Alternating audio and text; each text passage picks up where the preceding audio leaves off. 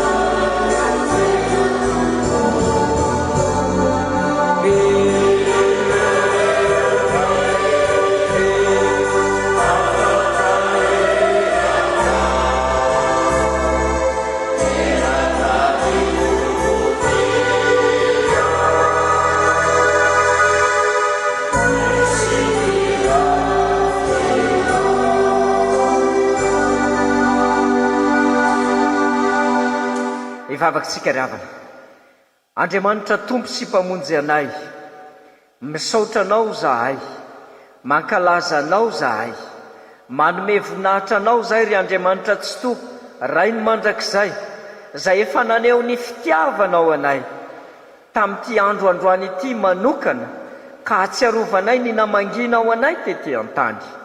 Misaotra anao zahay noho ny amin'i Jesosy-Kristy, lay mpamonjy anay, lay nomenao anay, lay tonga ety ambonin'ny tany mba hizara fiainanao anay, hizara famonjenao anay, ka mahatonga anay hanana fanantenana mandrakariva ao aminao Jesosy-Kristy.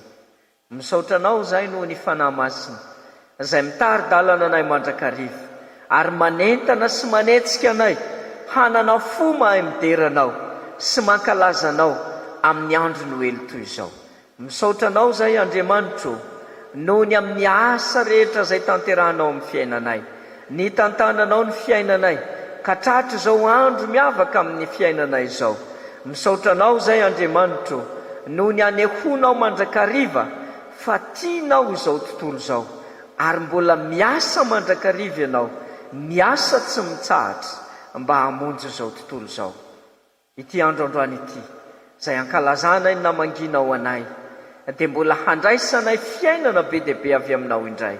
Koa meteza Tompo mba hiaraka aminay mandritra izao fiombonam-bavaka izay tanterahanay izao, ho voninahitry ny anaranao. Dia raiso ny dera tolotray fa anao rery ihany zany, ry Andriamanitra ray zanaka ary fanahy masino. Amen. Afaka mipetraka tsika ry havana. Ry havana malala, ianao amin'ny mpanajana sady eritrereto tsara izao teny manambara ny sitrapon'Andriamanitra izao izay ambaranao antsika. Hoy ny Tompo, fa toy izao no nitiavan'Andriamanitra izao tontolo izao, nomeny ny zanany lahy tokana mba tsy ho very izay rehetra mino azy, fa hanana fiainana mandrakizay. Amen. Isika rehetra iarana hoe, sambatra ny mahitsy lalana izay manderaka ny lalàn'i Jehova, sambatra izay mitandrina ny teny vavolombelony ka mitady azy ny fomba rehetra. Amen. Ny hira fahairaka amin'ny fitopolo andiny voalohany sy ny fahatelo.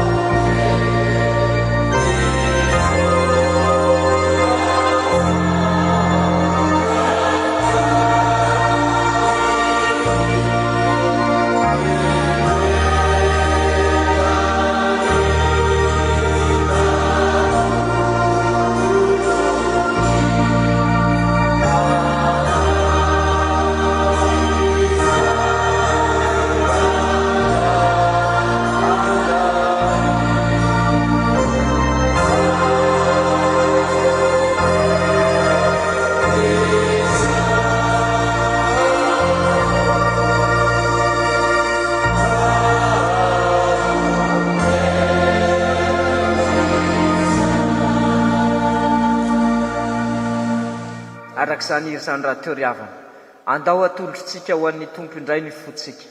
Andeha isika haneriteny eo anatrehana satria tsy nahatanteraka ny sitrapon'Andriamanitra. Andeha isika rehetra samy hivavaka ka hanaraka izao vavaka izay atao izao. Hivavaka tsika ry havana. Andriamanitra tompo sy mpamonjy anay io, indreza ny fitiavanao anay, fanomenao anay ny zanakao, natolotra ao anay mba hamonjy anay ka hanananay fiainana ary hanananay be dia be. Nomenao anay ny zanakao fa izahay tsy mba nahaina andray.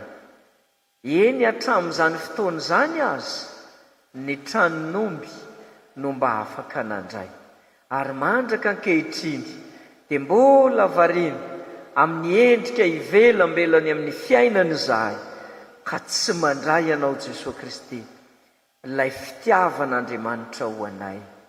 Ankehitriny anefa ianao miantso anay satria ianao efa nanolotra ny zanakao hamonjy anay mba hanananay fiainana, satria ianao nanome ny zanakao mba tsy ho very izay rehetra mino azy fa hanana fiainana mandrakizay. Indreto izay manitry teny, mangataka ny famindramponao, mangataka ny famelan-keloka, miasa ty anatinay ry Tompo ka diovy izahay ho afa-pahotany, ary ataovy manana fo vaovao izahay, fo vaovao afaka mandray ianao Jesosy Kristy, afaka manaiky ianao Jesosy Kristy, ilay tonga tetỳ an-tany mba ho famonjena anay. Mamindra-fo aminay ry Tompo tsara, amin'ny anaranao Jesosy Kristy, ilay maty ho anay teo amin'ny hazo fijaliana. Amen. Hira fa 7/75.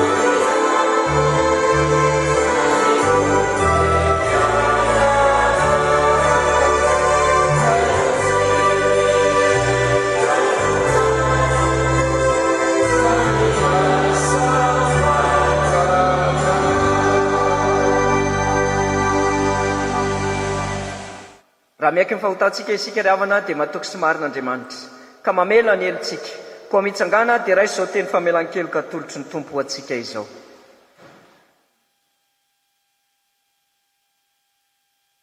Izao ny teny voalazan'ny Tompo: aza matahotra fa indro milaza teny soa mahafaly aminareo aho, dia fifaliana lehibe izay ho an'ny olona rehetra, fa mpamonjy miteraka ho anareo anio ao an-tanànan'i Davida dia Kristy Tompo. Voavela ny elokareo noho ny anarany masina, miderany Tompo. Sambatra ny olona izay voavela ny elo sy voasarona ny fahotany, sambatra ny olona izay tsy sain'i Jehovah eloka, ary tsy misy fitaka ny fanahiny. Amen. Ny hira 7/70 no ataontsika.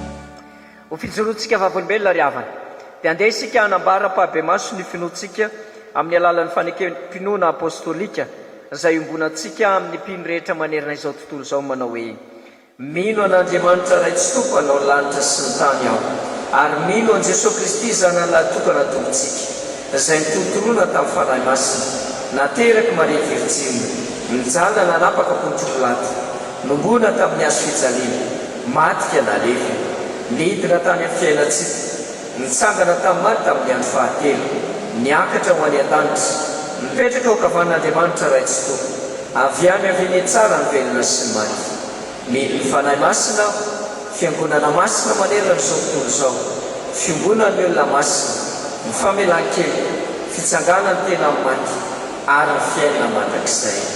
Amen. Afaka mipetraka isika ry havana.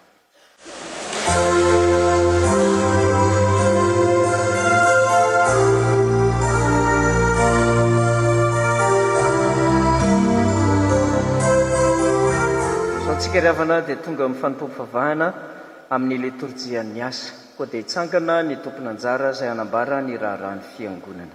Misaotra an'Andriamanitsika ry havana nahatratra ity fotoana ity izay azontsika mivavaka eto aloha ny amin'izao Krismasy 2024 izao dia mirahabantsika rehetra amin'ny anaran'i Jesosy Tompo ilay tonga ho mpamonjy izao tontolo izao nahatratra izao vanim-potoana manan-tantara amin'ny tantara amin'ny famonjena izao isika raba n'Andriamanitra filoha sy ny biraon'ny mpiandraikitra foibe ny mpanatanteraka rehetra ary mirahaba antsika vahoaka an'Andriamanitra izay tonga mivavaka ary maneho fisaorana ny mpitandrina sy ny biraonina fitandremana eto 𝙃𝙤𝙧𝙤𝙃 Ambohipo mampiatrano izao Fanompoampivavahana tanterahana izao. Ny raha ho ampitaina ry havako dia misy ny asa sosialy izay ho tanterahantsika fiangonan'i Jesosy Kristy eto Madagaskar ny 4/10, 5/10 ary ny 6/10 ny volana janoary 2022 izay tanterahana eny amin'ny kianjan'ny Baria eny Mahamasina. Eny zany tsika no hiatrika izany asa sosialy lehibe ombonantsika fiangonan'i Jesosy Kristy eto Madagaskara izany. Fa misy taratasy miparitaka any amin'ny fitandremana maneho ny fanentanana ho amin'izay asa miandry antsika kristianina sy ny isam-pitandremana amin'izany asa sosialy tanterahantsika izany fizaham-pahasalamana fanomezana sakafo mafana ary fampionana amin'ireo orinasa izay tsy mananasa izay zany no ho tanterahantsika. Dia ny alahady 20 volana janoary 2022 sika dia anao fanompoampivavahana lehibe imbonantsika zanaky ny FJKM rehetra tanterahana eny amin'ny Collegium eny Atsonjombe zany ny alahady 20 volana janoary. Misy ny fotoana izay ho tanterahan'ny sampana fifazana manomboka amin'ny fidora izay isin'ny asa fampahirezana. Misy ny hira fiderana tanterahan'ny sampana tanora kristianina anelanelany fotoana anankiroa ary amin'ny 7 ora sasany zany no fanompoampivavahana izay ombonantsika ka fitopona-bavaka ny tampiasana 7/22 ary koa fitonam-bavaka ny ray aman-dreny filohan'ny FJKM mambady sy ny ankonany azony manatanteraka ny asa fanompona ary indrindra koa ho fanohanantsika azy tahaka ny fanao tamin'izay alahady tokana ho amin'izany alahady ny filoha izany. Reo no raharaha izay tsara ampitaina amintsika ho an'Andriamanitra ny voninahitra. Amen.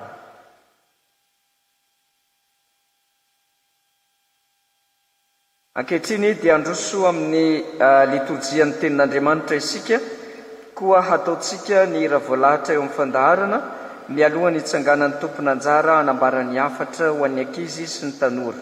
Ny hira 70:1.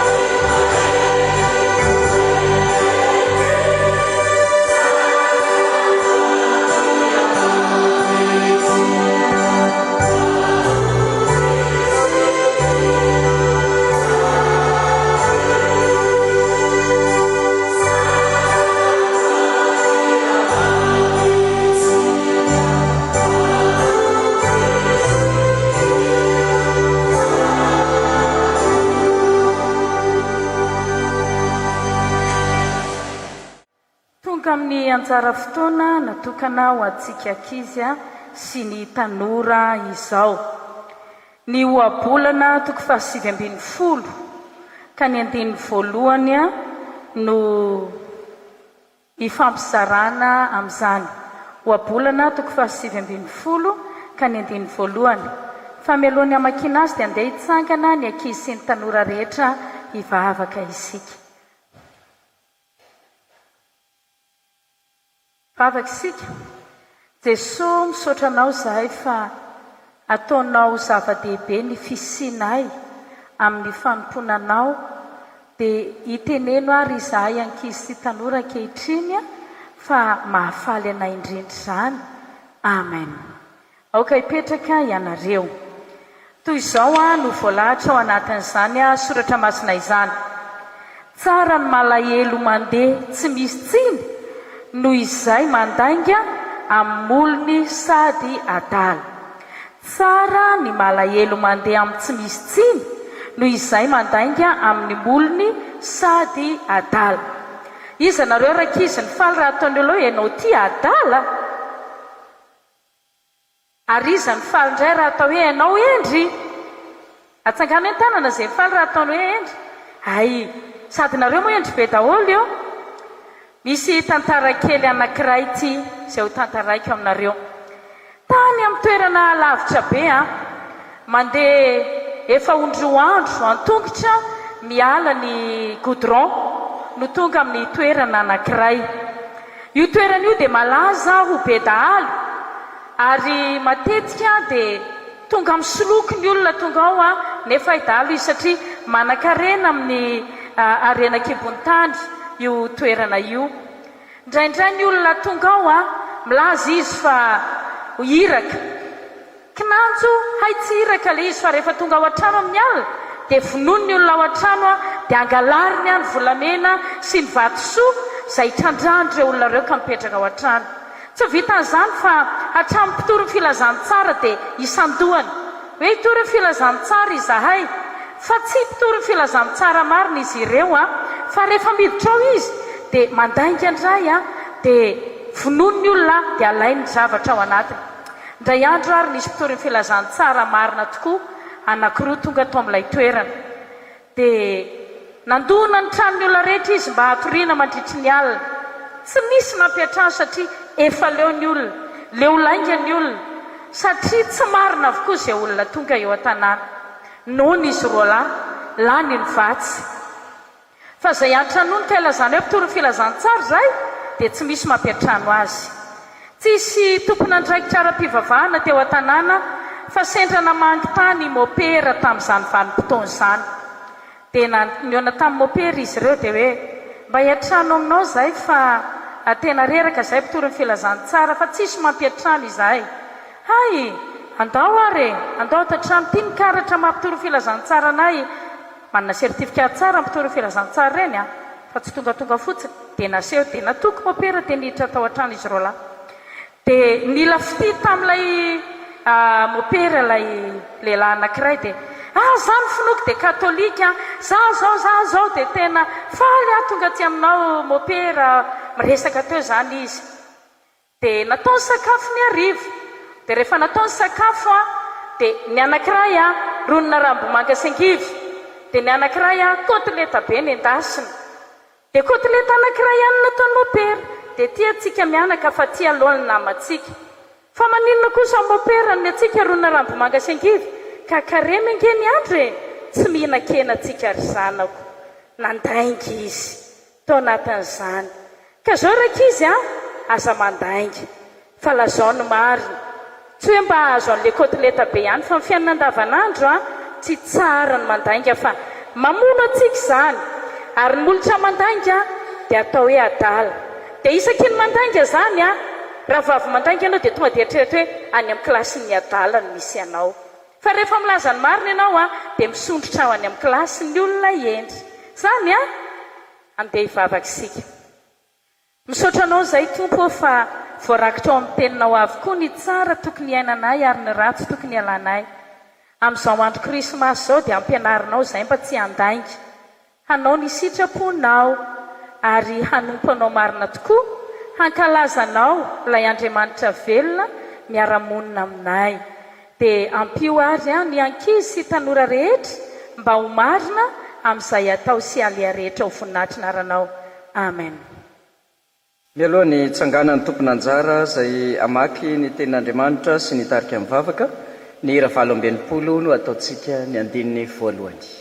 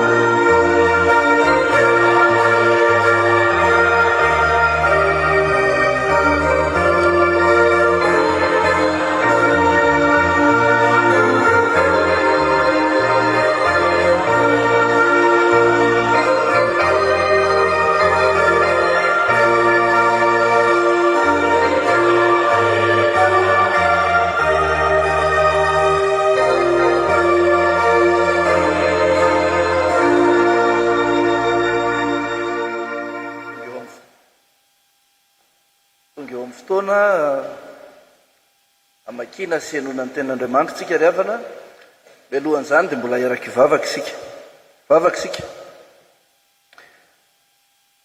Jesosy misaotra anao zay satria mbola menao fotoana androany ankalazaina eny naterahanao. Ianao le teny tonga nofo ho famonjena ny olombelona rehetra. Ny teninao Andriamanitra naharina n'izao zavatra rehetra izao. Ary raha tsy nisy ny teninao dia tsisy ary izao zavatra rehetra izao ihany koa. Tonga amin'ny fotoana ianona sy amakina ny teninao izay ankehitriny. Teninao dia aina ho an'izay mahazo azy ary fahasalamana ho an'ny nofo rehetra. Ianao ne hita ireo amaky ny teny, ireo hitory ny teny, mba tsisy voalaza fa tsy ny teninao ihany. Ary ho anay izay iaino ihany koa, dia ianao hanokatra ny masom-panahana tsirairay avy. Andraisanay izany teninao izany, ary tsy hiverina foana aminao ny teninao raha tsy natateraka izay nanondranao azy. Dia mitenena Jesosy fa voniny iaino izay mpanomponao. Naranao Jesosy nanaovanay izany vavaka izany. Amen.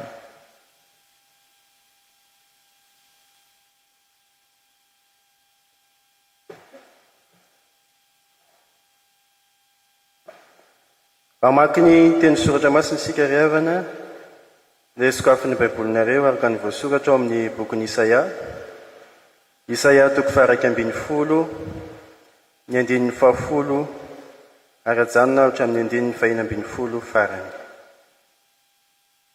Isaia 1:10, ny 10 ajanona hatramin'ny 10 farany. Rehefa hita dia vakina amin'ny anaran'i Jesosy. Ary amin'izany andro izany nisy lofon'i Jesy izay hitsangana ho fanevany firenena, dia izy no tadiavin'ny jentilisa ary ny fitoerany ho voninahitra.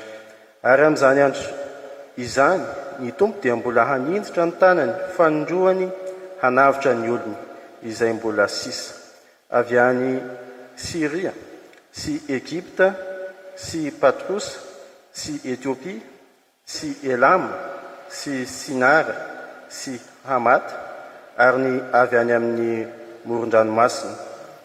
Dia hanangana faneva ho an'ny jentilisa izy, ka hamorony Israely izay voaroka sy hanangona ny Joda izay voaely avy any amin'ny vazatany 4. Ary hitsahatra ny fialonan'ny Efraim ary ho fongorana ny fandrafinan'ny Joda. Efraim tsy hialona ny Joda, ary Joda tsy handrafan'ny Efraim, fa hipoaka ny tanin'ny Filistina any andrefana ireo sy hiara-mamabo ny zanaky ny antsinanana. Amin'ny Edoma sy Moaba no haninjirany ny tanany, ary ny taranaky Amona hano azy. Ary Jehova handritra ny sakely-dranomasina Egyptianina, ary anindritra ny tanany amin'ny ony ka amiely azy amin'ny revony mahamay ka ampisaraka azy hisampana fito ary ahatafita ny olona tsy miala kapa ary isy lalina voavoatra alehan'ny olona sisa izay sisa avy any Asiria dia toy ny ho an'ny Israely amin'ny andro ny akarany avy tany amin'ny tany Egypta. Amen.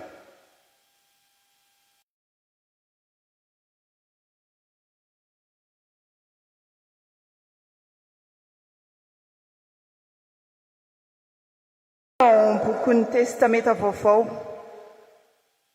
filazan-tsaramasina araka ny Lioka toko 2 atomboka amin'ny andininy 9 ary atsahatra amin'ny andininy 14.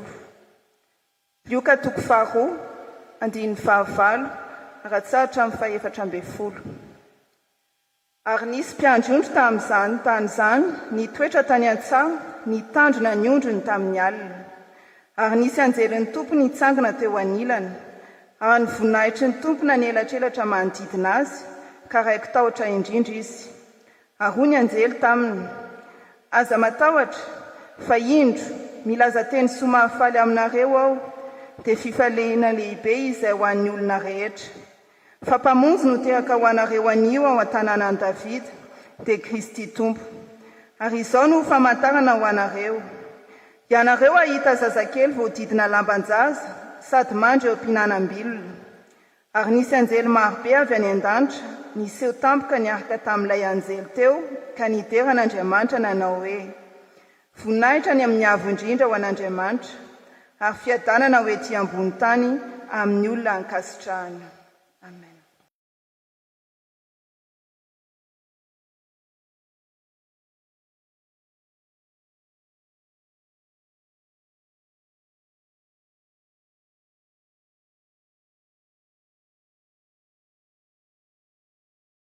Faranatsika mivaky teny eo epistily ho an'ny Hebreo toko 9 raisina amin'ny andininy 4 ka atsahatra amin'ny 12. Hebreo toko 9 raisina amin'ny andininy 4 ka hatramin'ny 12 amilaran'ny Tompo. Fa izay efa noazavaina indray mandeha sady efa nanandratra ny fanomezana avy any an-danitra sy efa nandray ny fanamasina ary efa nanandratra ny teny tsara n'Andriamanitra sy ny herin'ny fiainana ho avy nefa mienitra dia tsy azo avoajina indray ho amin'ny fibebahana satria manombo ny zanak'Andriamanitra indray amin'ny hazo fijaliana ka manao azy ho fahamenarana.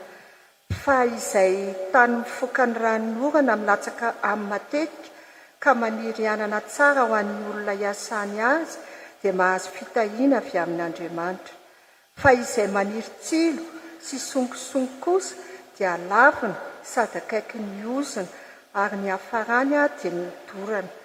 Nefa ry malala, na dia miteny izany azahay dia manantena zavatra tsara ny aminareo dia izay momba ny famonjena. Fa Andriamanitra tsy mba tsy marina hanadiny ny asanareo sy ny fitiavana izay nasehonareo voninahitry ny anarany, raha nanompo ny olona masiny ianareo sady mbola manompo ihany.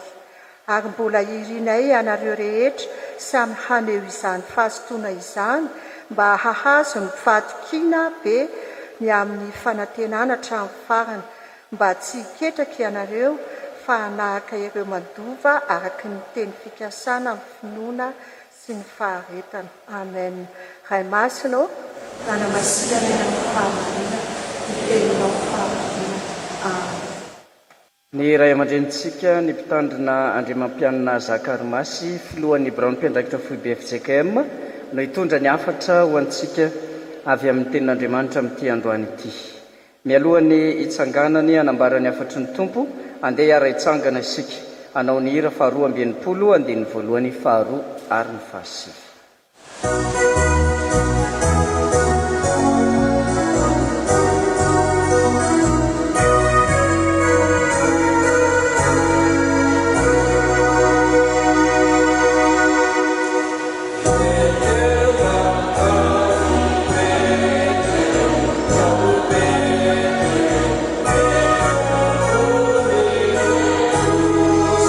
Jerusalem.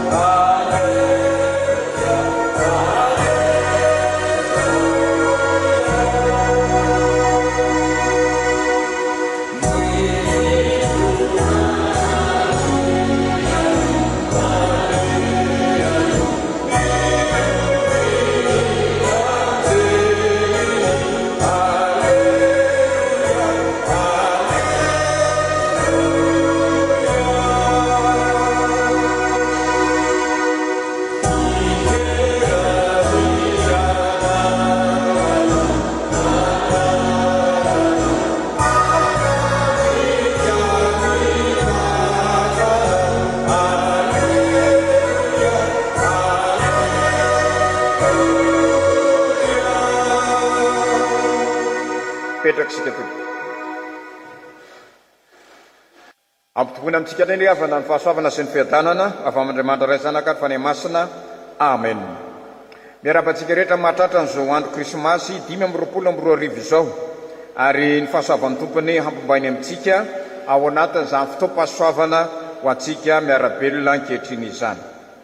Ny ten'Andriamanitra izao torina amintsika ary amin'izao andro krismasy ao dia ny eo amin'ny Isaia 110 ny 10 hatramin'ny 9 izay efa novakiny ny mpiara-miasa teo. Isaia 110 ny 10 ka hatramin'ny 9.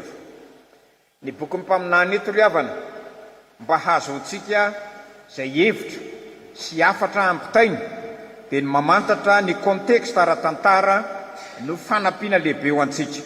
Inona ny zava-nisy ara-tantara dia izay fantatsika zava-misy izay dia miaingintsika mahazo tsara tokoa izay afatra nampitain'Andriamanitra tamin'ny alalan'ny Isaia mpaminany. Inona ary ny konteksta ara-tantara? Ara-tantara ry havana dia nisy korotana politika tany Israely. Mivaky roa ny firenena, dia misy ny tavaratra dia misy ny tatsimo. Ny taty avaratra dia nisy le atao hoe firenena Israely misy foko 10 ao.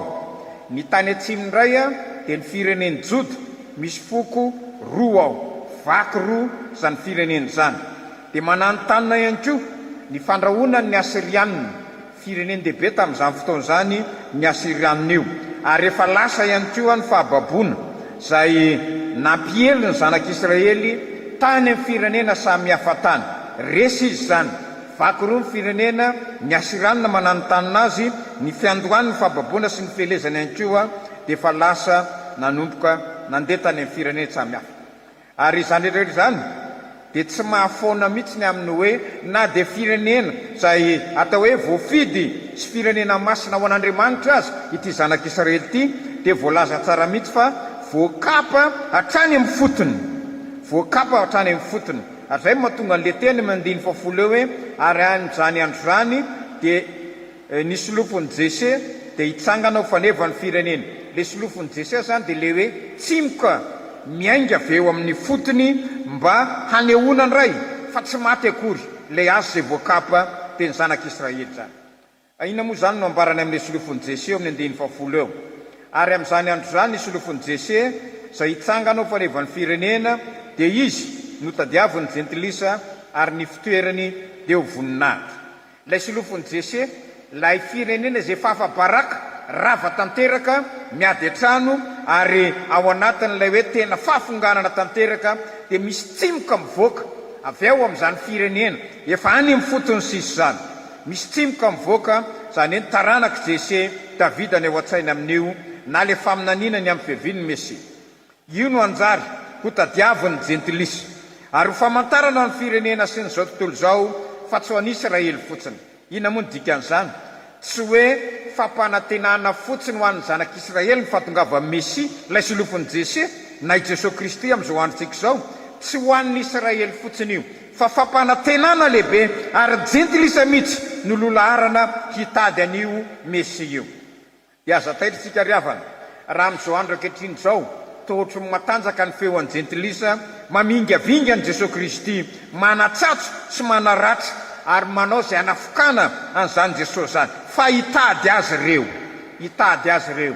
Ary any amin'ny bokyny Apokalipsiana dia tenena hoe hahita azy ireo nandefina azy dia hitomany. Aza taitra amin'izany nareo fa lalan-javatra efa voalaza amin'ny mpaminany zany fa hitady azy ireo jentilisa izay mamingavinga azy ireo zany. Eo amin'ny 110 sy ny 20. Ary amin'izany andro zany ny Tompo dia mbola ninjitra ny tanany fanondroany hanafitra ny olony izay mbola sisy avy any Siria sy Egypta sy Patrosa sy Etopia sy Elama sy Sinara ary Amatra ary ny avany amin'ny amoron'ny ranomasina. Ary anangana faneva ho an'ny jentilizy ka amorony Israely izay voaroka sy anangona ny Joda izay voaely avy any amin'ny vazatany efatra. Fanangonana reo tratra amin'ny fahababoana dia nahery tany am-pelezana rehetrarehetra tany zany. Tany saina eo le firenena manodidina ny Israely izay nielezan'ny Jiosy le sariny hoe zao tontolo zao nanaparitana n'le firenena dia miantefa amin'ndray le famorina le famerenany indray mba hahatonga azy ho firenena tokana sy tafaray ao amin'ny tany sy anametran'Andriamanitra azy. Anangana firenena ho an'ny jentilisa izy. Le anangana firenena zany ry havana rehefa mitsangana ny faneva dia fanambarana fandreseny zay, kanefa inko ny faneva dia famantarana ny hoe any lalakale. Rehefa misy zavatra ale mantsy dia manangana famantarana eny an-dalana rehetrarehetra eny dia tsy diso lalantsika ao anatin'izany. Ka le hoe anangana faneva ho an'ny jentilisa dia tsy ho diso lalana intsony ny jentilisa. Ary ny Israely dia tafavoriny ray, na Israely na Joda, le firenena mivaky roa lasa anankiray indray reo, dia misy faneva ihany koa amantarana aminy fa azony sany fandresena izany. Amin'ny 1:17 ary hitsahatra ny fielonan'ny Efraima ary ho fongorina amin'ny fandrafiana any Joda. Efraima tsy alina any Joda ary Joda tsy andrafy any Efraima. Mbola miverina eto ry havana fampatsiahivana fa niady reo foko anankiroa ambin'ny 10 reo. Le folo zay tenenina amin'ny Efraima miady amin'ny Joda zay tenenina amin'ny foko anankiroa. Ny ilany mialina, ny ilany mandrafy. Fa mitsahatra ny adiny firenena mivaky.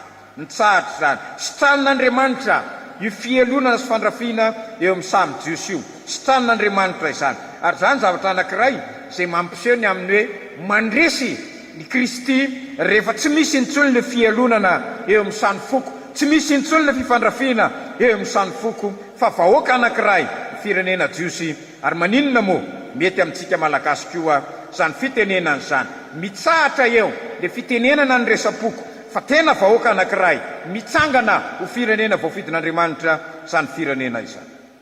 Eo amin'ny 1:17 fa hipaoka ny tanin'ny Filistina any andrefana ireo ary ara-mamabo ny zanaky ny atsinanana amin'ny Edoma sy Moaba no anjirany ny tanany ary ny taranaky Amona ano azy.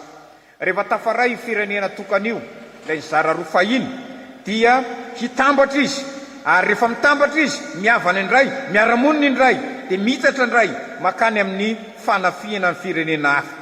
Zay no endriky ny fanitarana ny fiariana taloha. Manafika ny firenena hafa dia mahazo babo azy. Ndeo ampiarina amin'izao androntsika izao zany sary ny tanjaky ny firenena zay manana filaminana, manana ny atao firaisam-pirenena ary miroso makany amin'ny fiariana vaovao indray. Zany fiariana zany rehefa tafatambatra ny firenena, rehefa matanjaka zany firenena zany, zany no mahatavavoaka ny firenena. Tsy miresaka adipoko, tsy miresaka ny fisarahana, efa resy ny fahababona, efa resy zany zavatra nampisaraka zany, tonga trany amin'ny fiariana ary fiariana mandroso zany sary zany. Mampianatritsika zany ry havana, raha te ho tafavoaka amin'ny fiariana dia mila firaisakina, mila filaminana ny firenena. Eo amin'ny 1:18 ary Jehova handritra ny sakely-dranomasina Egyptianina ary nintsitra ny tanany amin'ny ony ka amely azy amin'ny rivotra mamay ka misaraka azy hisampana fito ary atafitan'ny olona tsy miala kapa.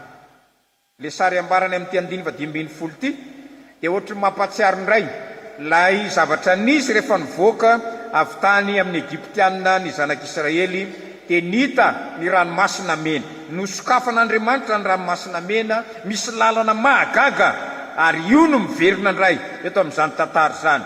Ritra ny rano, misaraka ny rano avaratra sy ny atsimo dia afaka mandeha toy ny amin'ny tany maina, tsy mila miala kapa ny zanak'Israely.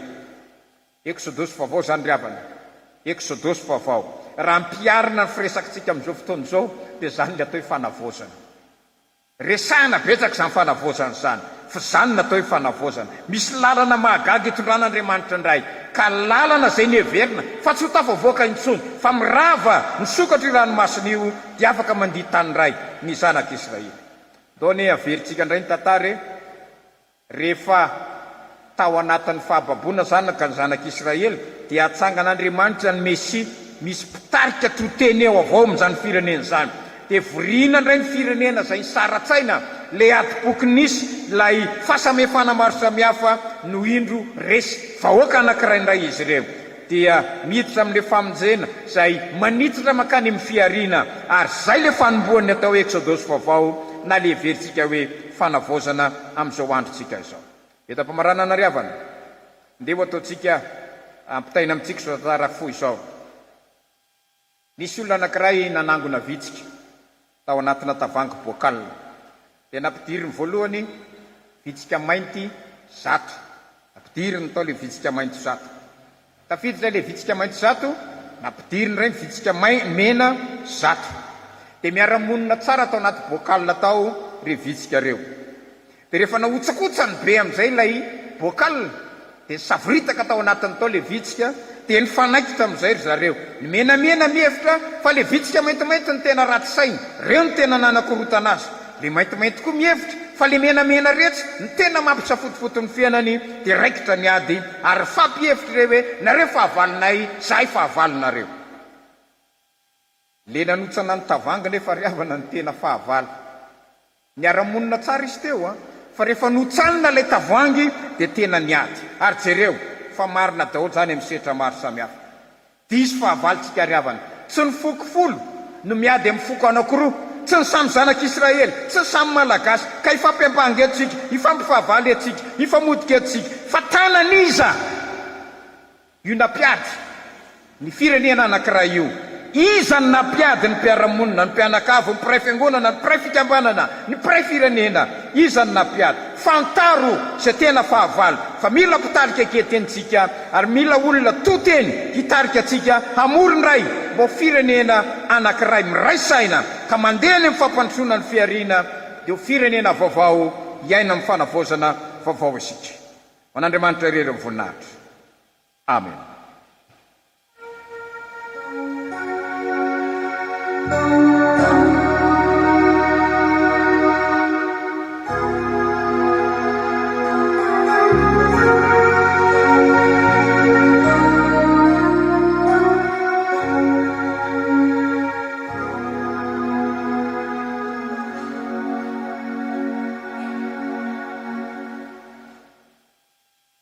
Mbola hiary vavaka isika tompoko.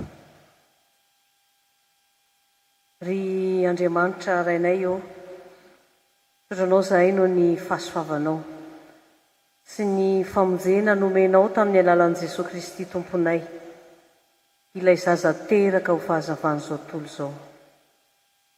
Sotranao zahay tamin'ny afatra voan'ny renesinay teo, izay mampianatra anay mandrakariva mba hiombona, hitovy saina, irahina izahay raha te handroso. Tary io izay Jesosy mba tsy ho isan'ireo mpamingavinga na mpanenjika, fa kosa tena hitady anao Kristy tokana. Mba hijoro io ray izahay, satria firenena voafidinao izahay Andriamanitra, ka tena ho fanavozana ao anay tokoa ny lalana vaovao izay tondranao anay.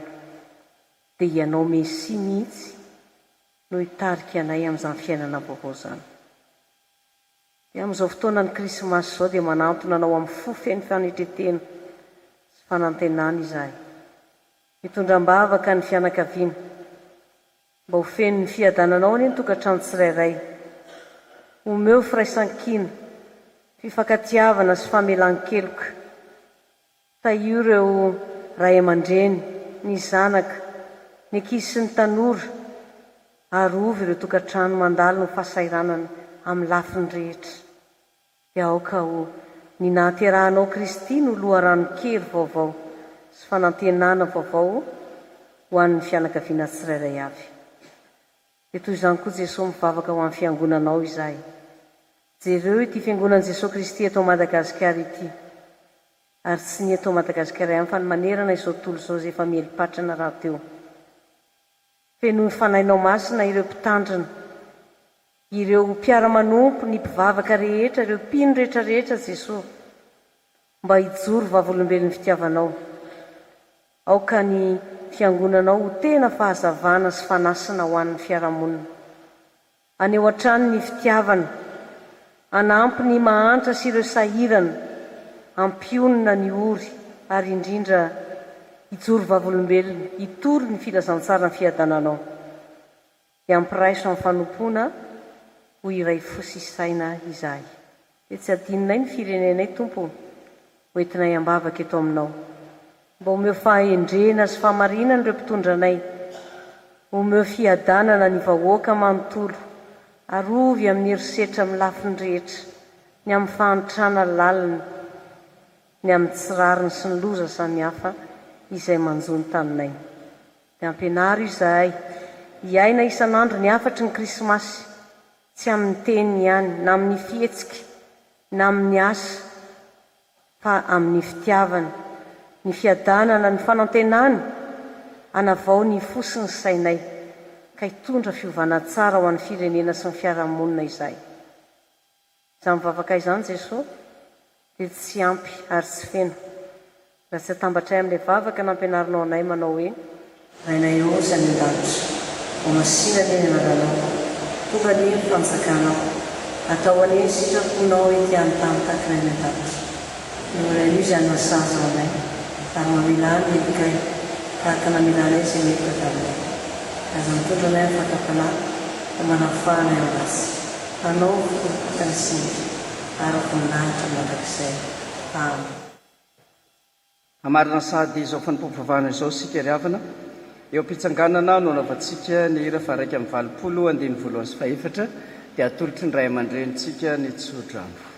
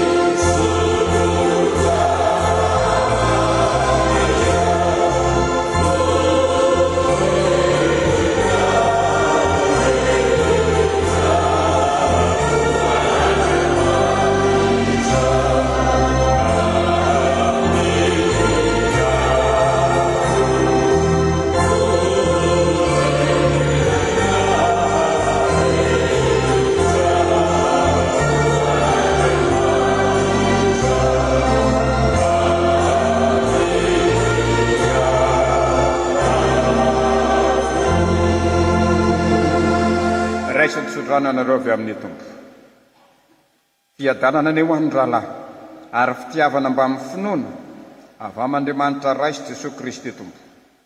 Ny fahasoavana ny ho amin'izay rehetra tiany sy tompontsika amin'ny fitiavana tsy mety levina.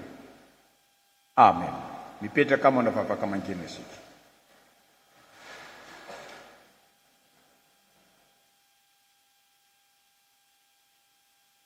Ho an'Andriamanitra rerian'ny voninahitra amin'ny anaran'ny Ray sy ny Zanaka ary Fany Masina. Amen.